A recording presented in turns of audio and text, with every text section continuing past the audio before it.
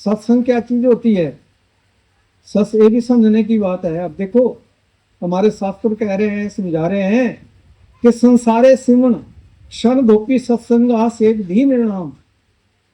शास्त्रों में लिखा है, ये संस्कृत का श्लोक है कि संसारे सिमन क्षण धोपी सत्संग आसेक धी निर्णाम। के नारद जी को, उनको वो थे, एक ऋषि थे, ऋषि नहीं थी वो डाकू थे, वाल्मीकि जो बने बाद में। तो उनको एक क्षण का सत्संग मिला, एक क्षण का, उनकी जीवन धारा बदल गई। जो अपने परिवार के लिए काट भी देते थे, लोगों को लूट लेते थे, बहुत कुछ करते थे, डाके बड़े बड़े डाके डालते थे।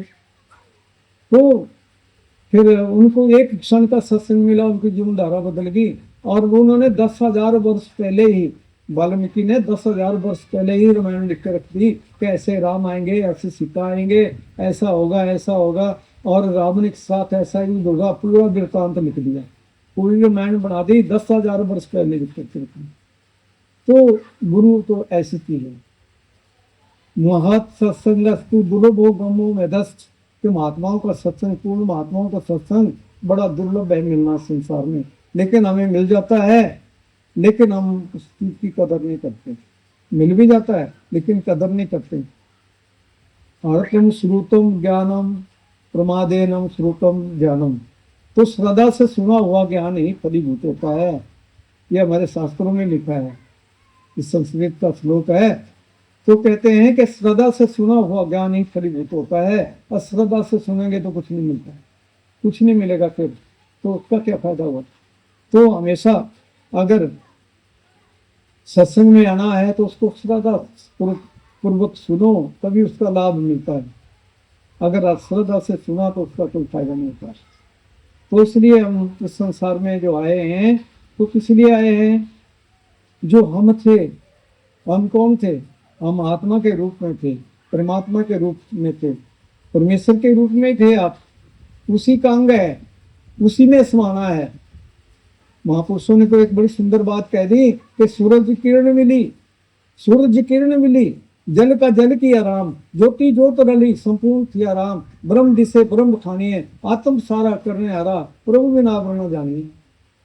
अगर सूर्य की किरण अगर बिछड़ जाए तो कितना बड़ा धोखा हो जाता है। तो ऐसे हम बिछड़े हुए हैं उससे बिछुड़ करके आज तक कुछ सुख नहीं मिला। दर बदर की ठोकरें मिली, कभी कीड़े मकोड़े गधे घोड़े कई प्रकार की योनियों में भ्रमण करते रहे, कभी नरक कभी कुछ कभी कुछ, कभी कई यात्रा दी जा रही है। तो परमेश्वर तो भूलिया व्यापन सब रोग, बेमुख हुए राम के लगन जन्म योग। तो परमेश्वर से को भूल करके हमें कौन सा सुख मिला? सुख नहीं मिला, दुखी दुख मिल रहे हैं। तो जिस दिन हम उसी में समा जाएंगे, उसी का रूप हो जाएंगे, फिर आपको क्या कमी है? फिर कोई कमी नहीं है। तो उसको कहते हैं मुक्ति, वो है मुक्ति। मुक्ति कौन देता है? मुक्ति ये नहीं है कि चलो पानी से नहा लिया और मुक्ति हो गई। पानी के नहाने से मुक्ति नहीं होती। जल के मंजन जोगत होए, नित नित मेंढक नावे, तैसे वो मेंढक वैसे वो नर, फिर योनि आवे।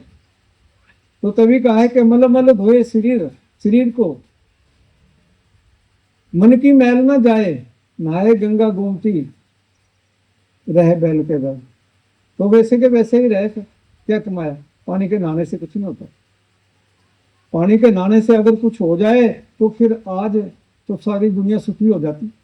पानी में तो एक गोता लगा के चलो काम बन गया, फिर मेहनत कौन करे? भजन कौन करे? सिमरन कौन करे? परमात्मा को याद कौन करेगा? फिर कोई नहीं करेगा।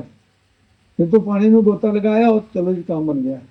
आसान काम है, लेकिन उससे कुछ नहीं होता है। एक धोखा है संसार के लिए, लेकिन सारी दुनिया इसी में लगी हुई है।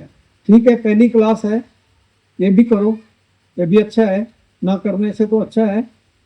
लेकिन अगर आपका बच्चा है, अगर वो पहली क्लास में ही बैठा रहेगा सारी उम्र भर, तो आपको कोई खुशी होगी? आपको अच्छा लगेगा? तो पहली से दूसरी में जाओ, दूसरी से तीसरी में जाओ, तब लाभ है, तब फायदा है। ऐसे नहीं फायदा है। तो इसलिए हम इस संसार में कोई खाने पीने के लिए या पाप करने के लिए नहीं आए हुए हैं। हम अपना जीवन अच्छा बनाने के लिए आए हुए हैं। हम जीवन तभी अच्छा बना सकते हैं क्योंकि ये मनुष्य जोड़े में ही बन सकता है। फिर अगर पशु पक्षी की योनि में आएंगे दोबारा, नरकों को सड़ते रहेंगे युगों युगों तक, तो फिर कहाँ परमेश्वर मिलेगा। अब आपको परमेश्वर आपके साथ ही है। वो तो थोड़ा सा ध्यान संसार से हटाना, उसकी तरफ लगाना, वो तो पहले ही मिला हुआ है आपको। वो तो दूर नहीं है। तो इसलिए भजन में जिनको ना मिला है, जब भजन में बैठते हैं तो अपने गुरु को याद करके बैठ जाओ, और जो आपको कोर्स दिया है उसको करो। सिमरन का कोर्स है, ध्यान का है, धुन का है। तो जब आपके सिमरन का कोर्स पूरा हो गया, धुन का, फिर ध्यान का मान जाएगा, ध्यान का भी पूरा हो गया, तो फिर धुन को पकड़ करके ही उस मालिक के देश में पहुंचते हैं। और फिर धोखा कोई नहीं है। फिर धोखा कहाँ गया पे ये हर गुण गाई, फिर धोखा नहीं रहे।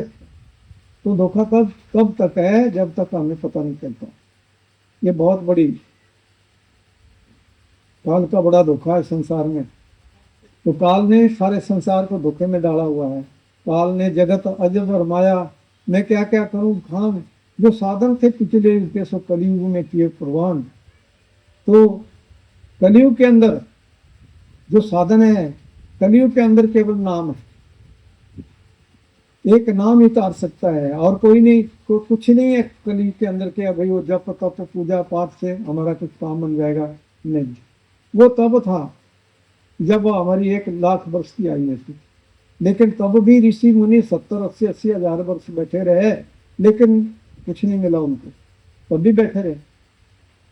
तो तभी कहा है कि सारे संसार को काल ने धोखे में डाला हुआ है, और अगर उसी धोखे में ही पड़े रहे तो फिर क्या मिलेगा, फिर कुछ नहीं मिलेगा।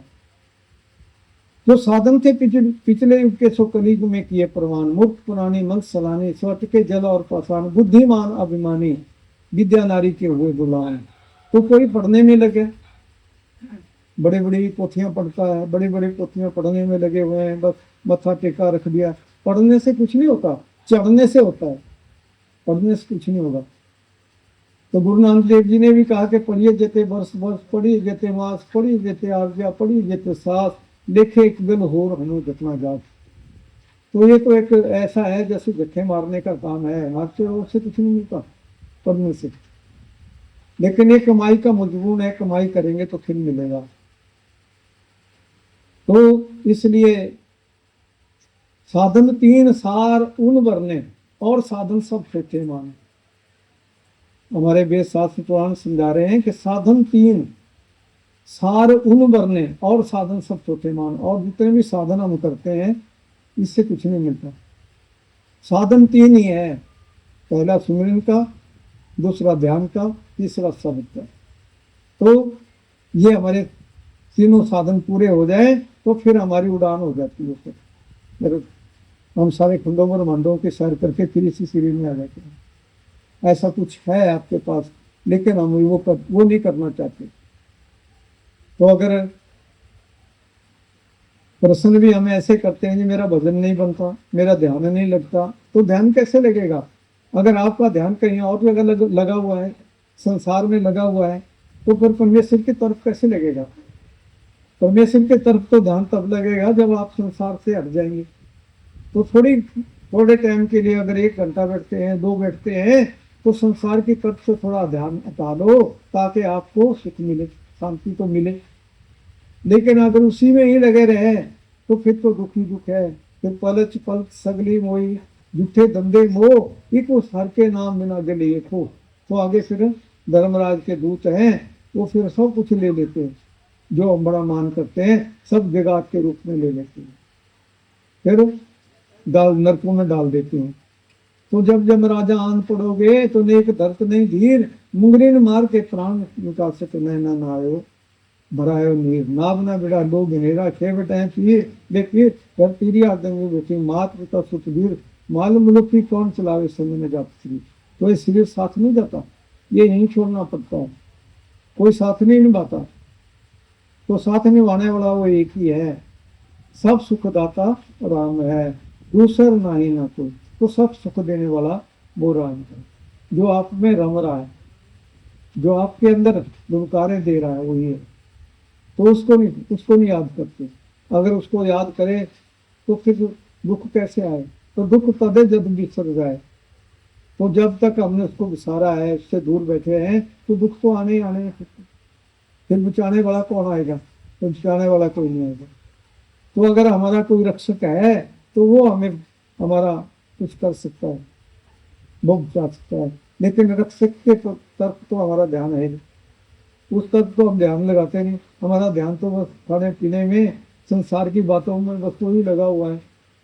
सारा दिन बैठे रहो, जैसे मक्खी होती है वो भिन भिन करती रहती है, सारा दिन भिन भिन करती रहती है। वही हाल ही इंसान का है। बस एक दो मिल गए तो बस सारे दिन बिठाए रखो, बस वही संसार की बातें करते रहेंगे। अगर उतना टाइम जिसने जीवन दिया है उसके लिए लगा देंगे तो जीवन सफल हो जाएगा। तो इसलिए भाई जान दी है जिसने, जान दी है जिसने, नाम भी देगा वही। जिसका इखलाक है उसी का रजाक है।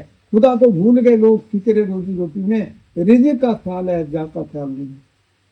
तो खाने पीने का ही ध्यान है, लेकिन उसका ध्यान किसी को नहीं है। लेकिन ये चिंता लगी हुई है कि कैसे हम क्या करें, कहाँ से लूटें, कहाँ से चोरी करें, कहाँ ठगी करें, कहाँ धोखा करें, बस यही लगा हुआ है। वो करने से क्या मिल जाएगा? कुछ नहीं मिलेगा। वो आपके काम कुछ नहीं आएगा। वो कौडियाँ हैं, वो इकट्ठी करते रहो, वो यहीं छोड़नी पड़ेगी। वो हमारे साथ में नहीं जाती।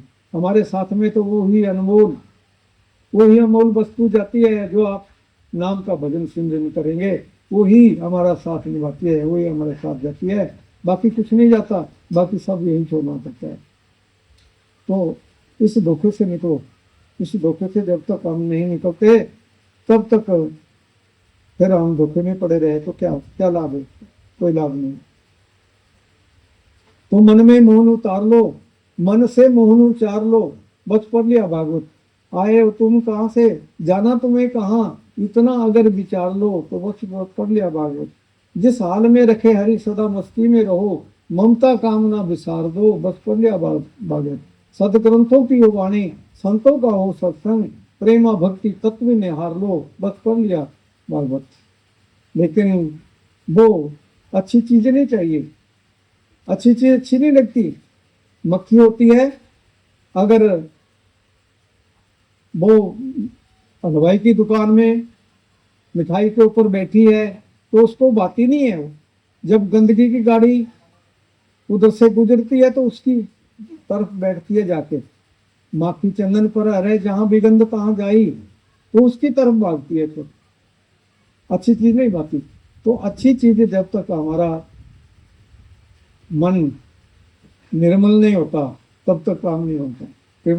कबीर मन निर्मल हुआ जैसे गंगा नीर, पाछे लागे हर फिरे कहते कबीर कबीर। तो मन जब तक हमारा मैला है तब तक कई विकार पैदा हो जाते हैं इंसान के अंदर। परद्रोही, परदार, पर धन, पर अपवाद, ते नर पामर पाप मैं दे धरे में जाद। मन मैला चित कपटी, भक्तों जैसा वेश, उससे तो कौवा भला जो भीतर बाहर। कपट गांठ मन में नहीं, सत्य सरल स्वभाव, नारायण किस भक्ति लगी तुम्हारे में। वो एक जैसा ही है जो, तो वो उसकी नौका जो है फिर पार लगती है, नहीं तो नौका डूब जाती है। तो फिर डूबना पड़ता है। लेकिन हमारा ध्यान जो है बुराइयों की तरफ है, बस वही चीज मानते हैं। इतना ज्ञान नहीं है, इतना ज्ञान नहीं है कि बुराई करके जो भी हम कुछ हासिल करना चाहते हैं उससे क्या होगा? नरक मिलेगा, फिर जमों की मार खानी पड़ेगी और फिर अग्नियों में सड़ना पड़ेगा। पता नहीं कितने समय तक सड़ना पड़ेगा।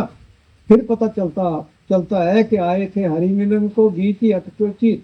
आए थे हम परमात्मा को मिलने के लिए, लेकिन बीच में फंस गए। तो उसी में फंसे हुए हैं। तो उससे निकलने का प्रयास करो और उस नाम को प्राप्त करो, उस नाम का भजन करो, उस नाम का सिमरन करो और अपना जीवन सफल बना लो। नहीं तो फिर पछताना पड़ेगा। संसार की वस्तुओं तो बड़ी मीठी लगती है, बड़ी प्यारी लगती है, लेकिन ये सब जहर है, सब जहर है।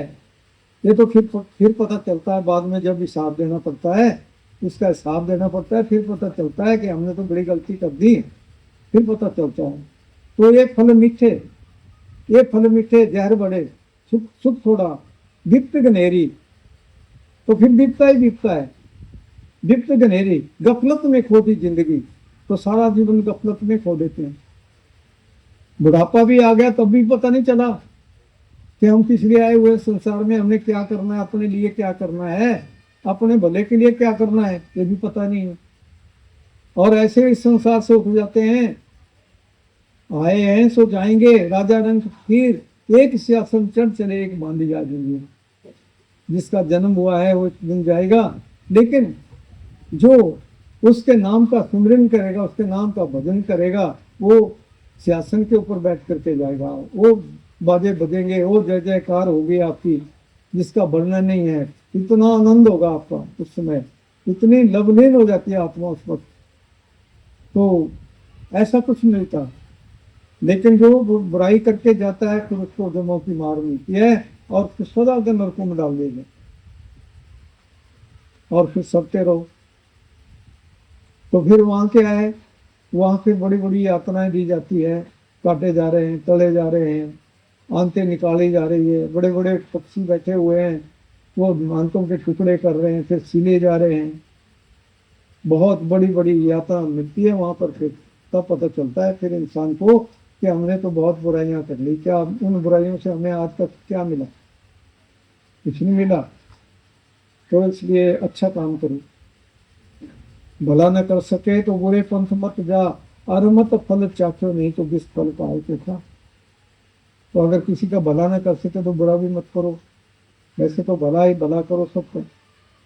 तो ये अनमोल जीवन हमें बड़े भागों से मिला है।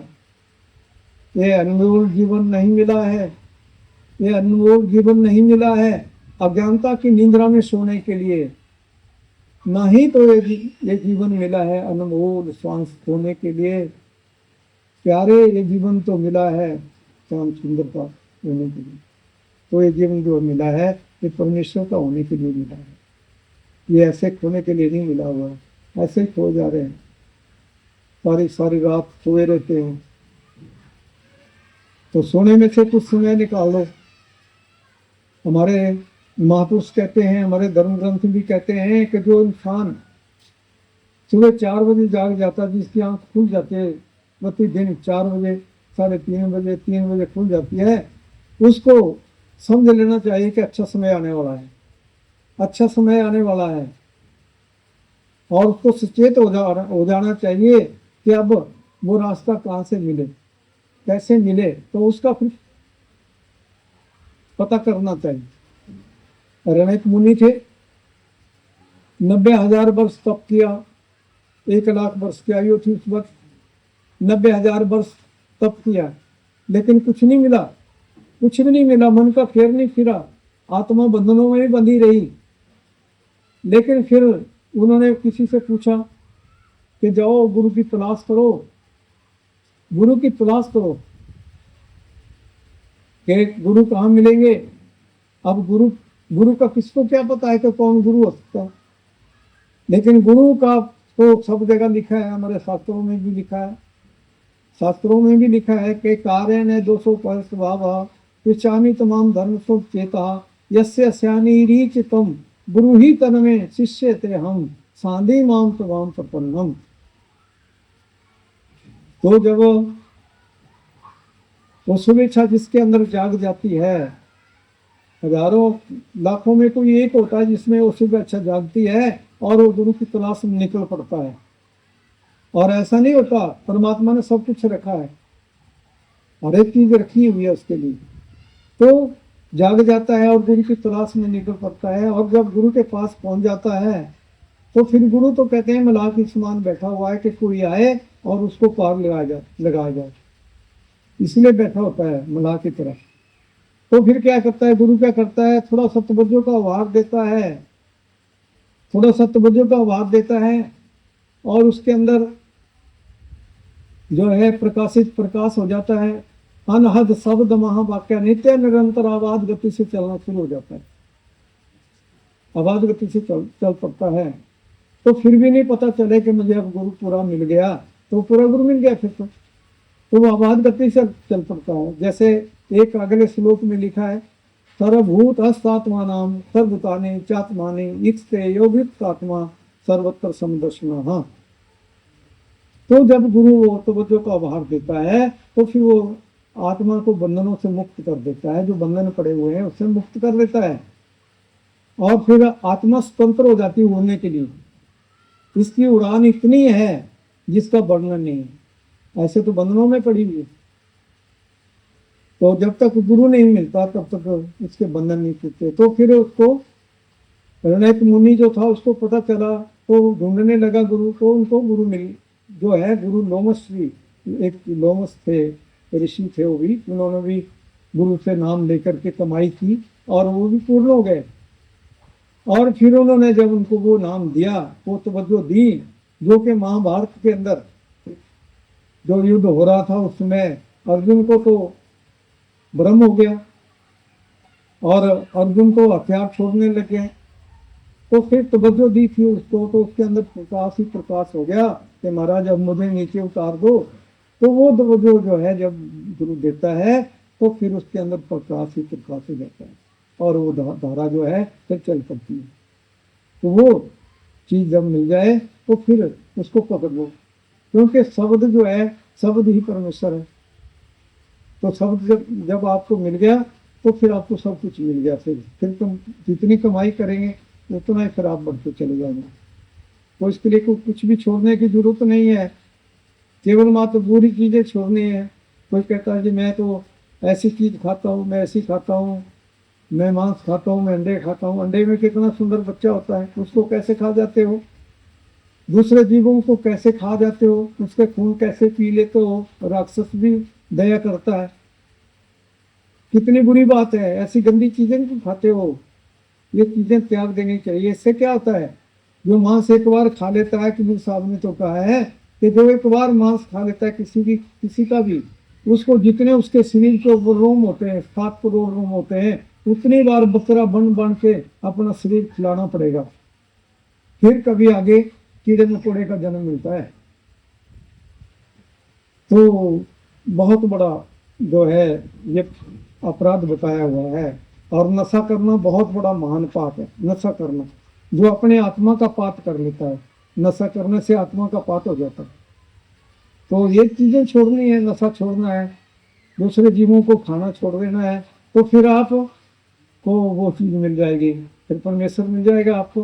तो आप परमेश्वर जैसे बन जाएंगे। अगर पीछे करते रहे तो आगे छोड़ दो, उसको नहीं करना चाहिए। बहुत बुरी चीज है, बहुत बुरी बात है। और जो खाता भी है उसके शरीर में सालों साल अंदर सड़ता रहता है, वो हजम नहीं होता, सड़ता रहता है। उससे कई बीमारियां पैदा होती है, इंसान से नाना प्रकार की बीमारियां लगती हैं। तो कोई बड़ी बात अच्छी चीज नहीं है, लेकिन दुनिया बड़ी अच्छी चीज समझती है। अगर किसी कोई पशु मर जाए, कहीं नाली में पड़ा हुआ है या कहीं पड़ा है, तो वहां से आप गुजर नहीं सकते, और आप कहाँ डालते हैं? अपने पेट में डालते हैं उसको, उस गंदगी को पेट में डालते हैं। इतना भी ज्ञान नहीं है इंसान को, बहुत बड़ी दुख की बात है, बहुत बड़ी दुख की बात। तो इसलिए हमें विचार करना है कि हम मानव चोले में आए हैं। 184 भरबंदिया, 184 का चक्कर काटने के बाद है 184 भरबंदिया मानव चोला पायो, ले नानक नाम संभाल से दिन न गया। प्राणी उस नाम को ले लो, उस नाम को संभाल लो। और ये घड़ी आपको अगर मिल गई है तो उसको मत टालो। ये पता नहीं कोई आपका कोई अच्छा कोई कर्म जाग गया है जिसके कारण जो है आपका भला होने वाला है, लेकिन अगर आपने उसको टाल दिया तो फिर बहुत बुरी बात है, फिर तो बहुत समय तक बरतना पड़ जाएगा, बहुत धोखा हो जाएगा। तो उस धोखे से बचो, उस धोखे से बचो, अपना जीवन बना दो, अच्छे से जीवन बना लो, नहीं तो फिर पछताना पड़ेगा। तो इतना ही काफी है मेरे ख्याल में। तो सोचा तो था भी यहाँ सत्संग का तो तभी बख्शिश भी उतनी मिलती है, जितनी संगत इकट्ठी हो उतनी बख्शिश भी ज़्यादा होती है। तो अब 2-4 आदमी आ जाए तो फिर क्या होगा? तो इसलिए हमें अगर काम तो हमारे खत्म नहीं होते, वो तो चलते रहते हैं। आए हैं संसार में फुर्सत न मिलेगी काम से, कुछ समय ऐसा निकालो प्रीत कर लो राम से। तो जो आप बैठे हैं इसमें आप राम से प्रीत कर रहे हैं, उसी से ही आपको ज्ञान मिल रहा है, उसी से सुन रहे हैं आप। वही सुनाने वाला है, वही आपके अंदर भी बोलने वाला है, लेकिन आपका भी मन बोलता है। जिस दिन वो बोलने लग जाएगा, आप जो बोलेंगे वो हो जाएगा। जब आप सतपथ के ऊपर चल पड़ेंगे तो फिर वो ही हो जाएगा। ये बात होती है। तो ऐसी संगत करने से जो कुछ हमें मिलता है उसका तो बढ़ने में कोई नहीं है, जो कुछ प्राप्त होता है उसका तो बढ़ने में कोई नहीं है। तो इसलिए हम आए इस संसार में, अगर हमने अपना भला नहीं किया, अपना भला ही ना कर सके, तो फिर दूसरों का कहाँ तक कर सकते हैं, किसी का नहीं कर सकते। तो पहले तो इंसान को अपना भला करना चाहिए। और आज तक वैसे भाई माएँ ऐसी हुई है जो जिन्होंने अपने बच्चों को सबसे पहले मुक्त किया, भाई मैं अपने बच्चों को वो ज्ञान दिलाऊंगी, इसको मुक्त करूंगी, जम्मू के हवाले नहीं करूंगी, इसको जम्मू का खाजा नहीं बनाऊंगी, मुक्त करूंगी इसको। तो उसको थोड़ा सा बड़ा हो गया तो उसको नाम दिला दिया। तो ऐसे ऐसे बच्चे भी हुए हैं जो माता उसको बच्चे को कहती थी कि बेटा सत्संग करो, और खुदा आपको शक्कर की पुड़िया देगा, तो पुड़िया उसके नीचे रख देती थी, कपड़े के नीचे, ऐसे चादर के नीचे रख देती थी। उसको बोलती थी तो सत्संग करो। अब छोटा था बच्चा, अच्छी आदत डाल रही थी उसमें, तो वो सत्संग करता था इस लालच में कि मुझे पुड़िया मिलेगी। तो फिर देखता था वो, तो उसको मिल जाती थी। और एक दिन ऐसा हो गया कि वो माता जो थी वो कहीं गई हुई थी, तो अब उसको कोई काम ऐसा पड़ गया, अब वो समय आ गया उसका सत्संग करने का। अब बच्चे ने देखा कि मेरा टाइम तो हो गया, तो वो बैठ गया, सत्संग करने लगा। सत्संग किया उसने और देखा नीचे कपड़ा उठाया तो दो पुड़ियाँ मिल गई उसको, किसी ने नहीं रखी थी, तो देने वाले ने दे दी। तो बड़ा खुश हुआ कि देखो माता ने थी, आज मेरे को खुदा ने 2 पुड़ियाँ दे दी। तो ये चीज़ होती है। तो हमें भी जो है अपने जीवन का, हम अपने जीवन का अच्छा कुछ कर सकते हैं। महापुरुष आते हैं, गुरु नानक देव जी जब आए तो उनको कुरैया कहा और जेलों में डाल दिया, बोझे उठाए, क्या कुछ नहीं किया उनके लिए। तो उन्होंने एक दूर दूर तक पहुंचे, एक गांव में, एक कंट्री में जाकर के पैदल पहुंचे, जाकर के। आज कोई जा सकता है पैदल? तो वहां तक पहुंचे, वहां तक दुनिया का भला किया। क्योंकि अगर आपको नाम मिल गया है, आप किसी एक को भी नाम दिला देते हैं, तो आपको हजारों यश मेघ पुण्य की पुण्य की प्राप्ति हो जाएगी। आपके एक को नरकों से बचा देंगे। आप देखो द्रौपदी थी,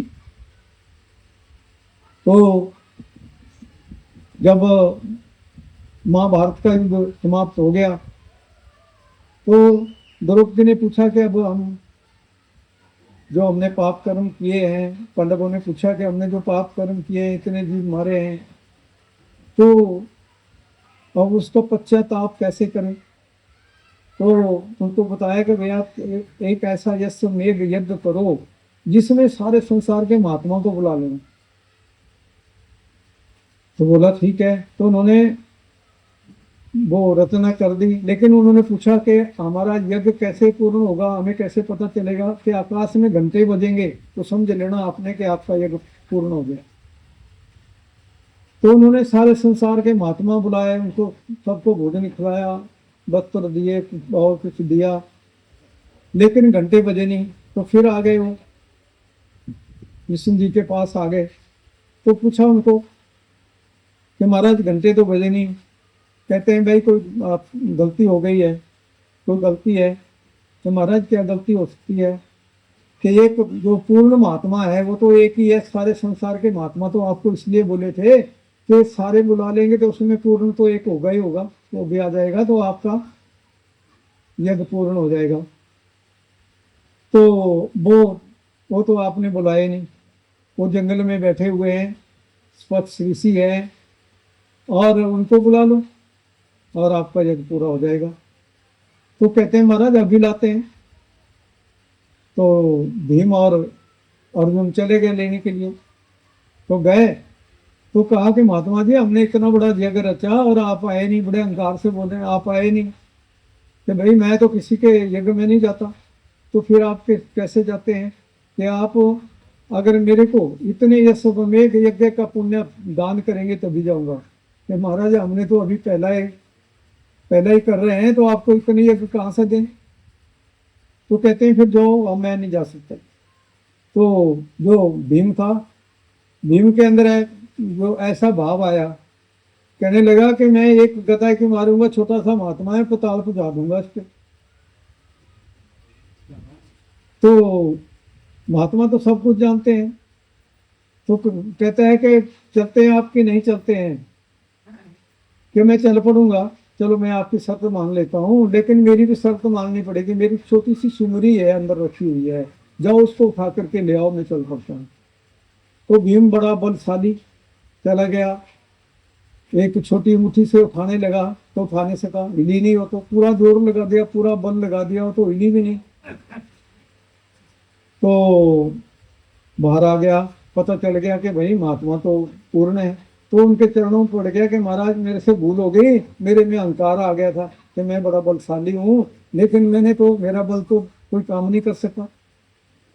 तो जो मेरे से भूल हुई वो क्षमा कर दो। कि नहीं क्षमा नहीं हो सकती। तो अर्जुन को भी थोड़ा सा हो गया कि भाई मैं तो बड़ा धनुषधारी हूँ, मैं तीर की नोक के बिठाऊंगा इस महात्मा को और यज्ञ में पहुंचा दूंगा। ये बड़ा मान करता हूँ कि मैं नहीं जाता हूँ। तो उन्होंने अर्जुन को भी कह दिया। तो अर्जुन भी फिर जो है वो भी चुप हो गए। जब भीमसेन ही कुछ बन सका तो मैं भी क्या कर सकता हूँ। तो माफियाँ मांगी लेकिन नहीं है। तो फिर वापस चले गए। तो फिर गए, फिर पूछा कि महाराज वो तो आए नहीं। कहते भाई आप बड़े अहंकार करके गए उनके पास, उन्होंने कैसे आना था। तो कैसे आएंगे, कहते हैं द्रौपदी को भेजो आ जाएंगे। तो महाराज हम तो पांच गए थे, वो तो आए नहीं, हम नहीं ला सके तो द्रौपदी अकेली कैसे लाएगी। जो द्रौपदी कर सकती है वो कोई और नहीं कर सकता, कहते हैं अच्छा तो चलो द्रौपदी को भेजते हैं। तो द्रौपदी ने तो नाम लिया था, वो तो गुरु की शिष्टी, पूरे गुरु की शिष्टी हो। तो उसने क्या किया, अपने जो है जूते उतारे, नंगे पांव अपने सखियों को सजी, सखियां नंगे पांव चली और वहां पहुंच गई। कहते हैं कि संत मिलन को चालिए तज माया अभिमान, ज्यों ज्यों पग आगे धरे कोटि ये दसमान। कहते हैं कि सच्चे संतों को मिलने के लिए जब हम चल पड़ते हैं तो एक एक पद के ऊपर करोड़ों यशोमेघ यज्ञ के पुण्य की प्राप्ति होती है। ये तो मजाक की बात नहीं होती है, संत ऐसे होते हैं। तो जब वहां द्रौपदी पहुंची कि द्रौपदी आपके तो 5 पति आए थे, उन्होंने नहीं बताया आपको जो मेरी शर्त है मैं कैसे जाता हूँ। कि हाँ हाँ महाराज उन्होंने बताया है। तो दे दो फिर मुझे इतने एक यज्ञ का पुण्य दे दो, मैं चल पड़ता हूँ। कि महाराज अभी आप ही तो अपने प्रवचनों में बताते हैं कि संत मिलन को चालिए तज माया अभिमान, ज्यों ज्यों पग आगे धरे कोटि दुश्मन। तो जितने पग धर के आते हैं उतने ही यज्ञों की प्राप्ति हो जाती है, करोड़ों यज्ञों की। तो जो आपके बनते हैं वो आप ले लो, बाकी के मुझे दे दीजिए और चलिए। तो हाँ द्रौपदी आपकी शर्त मंजूर है, और ले आई। आ गए महात्मा।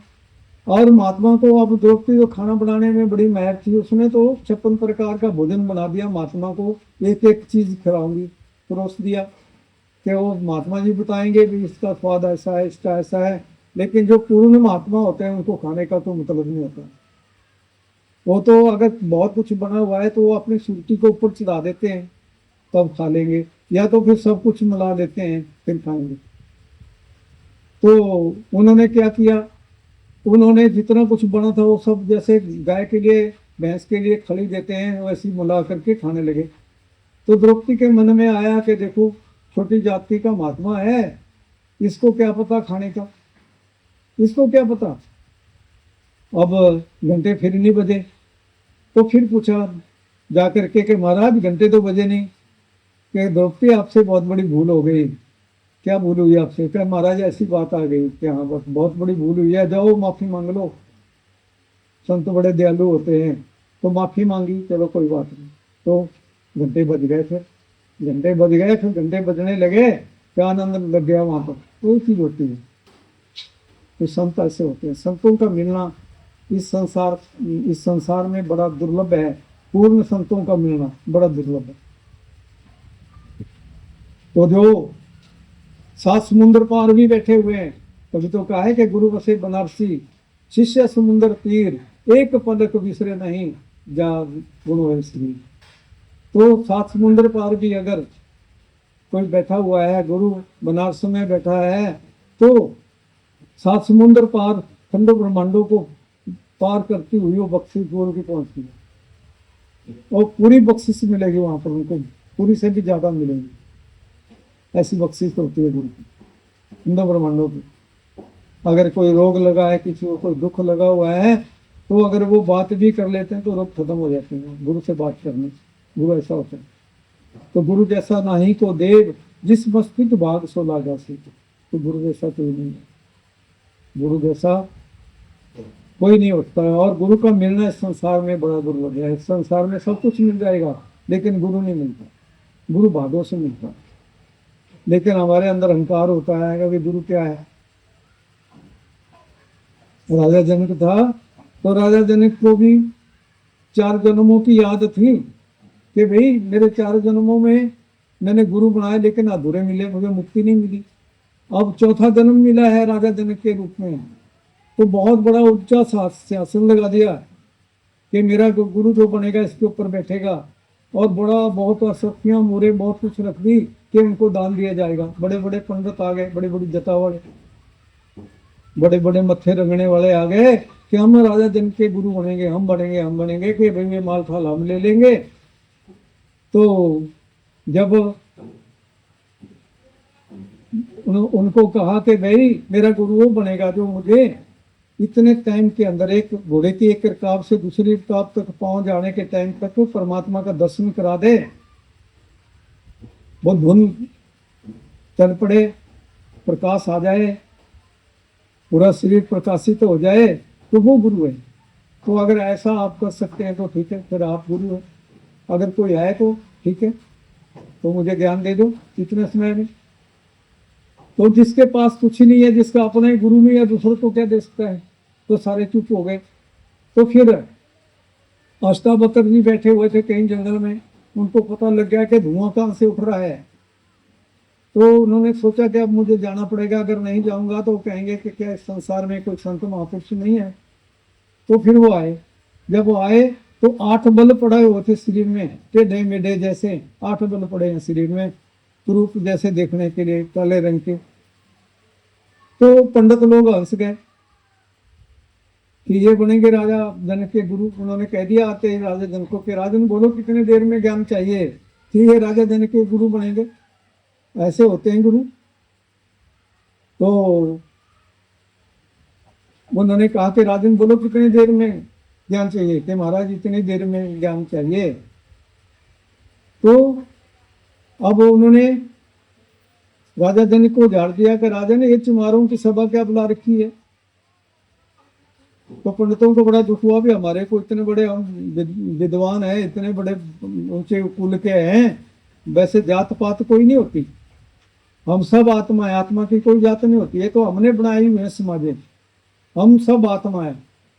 कहे कबीर राम की अंश, सब उस राम की अंश है, सब उसी के हैं, चाहे कोई भी है। धर्म हमने बनाए, जातियां हमने बनाई, समाजें हमने बनाई, परमात्मा ने भी नहीं बनाई। परमात्मा ने तो आत्मा बना के भेजा। तो चले गए, और एक गुलाब का फूल तोड़ने के समय के अंदर उनको वो ज्ञान दे दिया। ज्ञान हो गया, उनको दर्शन भी हो गए, सब कुछ हो गया। तो फिर जब वापस आए तो पंडित बोलते हैं हम जब ये अंदर से आएंगे तो हम पूछेंगे कि भाई हम चुमार कैसे हो गए, हम कैसे हो गए चुमार, हमें चुमार कैसे कह दिया। तो जैसे बाहर आए तो पूछने लगे तो आपने हमारे को चुमार कैसे कह दिया, हम चुमार कैसे हो गए, हम तो ब्राह्मण हैं, हम चुमार कैसे हो गए। कहते हैं कि जिसको चमड़े की, अपने चमड़े की ही पहचान है, उसको चुमार नहीं कहूँ तो और क्या कहूँ। इतना सुंदर जवाब दिया। तो जो अपने चमड़े को ही देख रहा है, यहीं तक का ज्ञान है, चमड़े तक का ही ज्ञान है, तो फिर वो चुमार ही है और क्या है, उसको कहते हैं चुमार। तो एक चीज होती है। तो इसलिए हमें वो ज्ञान प्राप्त कर लेना चाहिए। और वो ज्ञान तो ऐसा है कि यहाँ ऐसा नहीं है कि आपके हाथ में माला दे दी जाएगी, आपको कह दिया जाएगा कि फूल चढ़ा दो, ऐसा कर लो। बस आज ही आपको परमात्मा से मिला दिया जाएगा और आज ही लेकर के जाओ। मिलता है तो आप मान मान खुद मानेंगे आज हमें मिल गया, फिर मौज करो रोज, फिर कोई कमी नहीं है। तो अच्छा जीवन बनाओ, अच्छा बच्चों का जीवन बनाओ और अच्छा संसार बनाओ। यही हमारे जीवन का धर्म, हमारा धर्म है, यही उद्देश्य है हमारे जीवन का, और कोई नहीं। तो इसी के साथ दास अपनी वाणी को विराम देता है। धन सतगुरु, धन सतगुरु।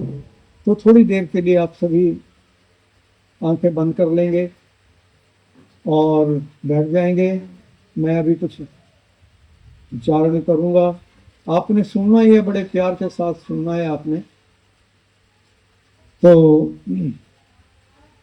सभी आंखें बंद कर लीजिए और बैठ जाइए। जिनको नाम मिला है वो ठहर ठहर के नाम का सुमरन करेंगे और जो भी आवाज़ आ रही है वो सुनेंगे, आप प्यार से सुनेंगे। तो बैठ जाइए।